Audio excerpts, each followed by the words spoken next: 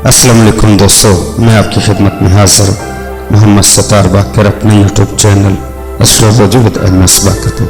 दोस्तों, आज का जो वीडियो का मौजू है वो बुर्ज असद का मर्द और बुर्ज दिल्लू की औरत की अज़दवाजी तलाक़ात का मुहस्सा पेश करूँगा। तो दोस्तों, वीडियो को आगे बढ़ाने से पहले मैं तमाम ख़वातीन और हज़रात से गुजारिश करूँगा कि मेरे चैनल को सब्सक्राइब कर लें। असद मर्द और दिल्लू औरत, इन दोनों की रफाकत नाकाम होने के खदशात होते हैं और ये रिश्ता बहुत हंगामाखेज साबित होता है। अज़दवाजी रिश्ता कतई नाकाम भी नहीं हो सकता और कामयाबी के इम्कान नात भी होते हैं। इस अज़दवाजी रिश्ते की कामयाबी का इंसार इस बात पर है कि फ़रीक़ैन कितनी समझदारी का सबूत देते हैं। अगर दोनों ने अफ़ाम व तफ़हीम से काम लिया तो हंगामा आराई की फ़ज़ा कुछ अरसे बाद ख़त्म हो जाती है और रिश्ते में इस्तेकाम पैदा हो जाता है।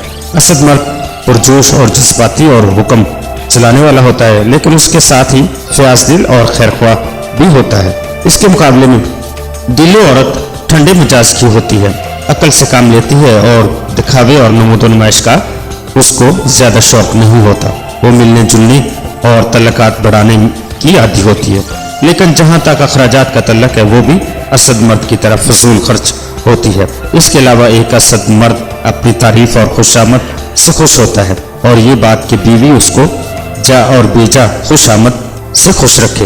एक दिल्लू औरत से ये बात मुमकिन नहीं हो सकती। असद मर्द ये पसंद नहीं करेगा कि उसकी बीवी उसको कोई अहमियत ना दे।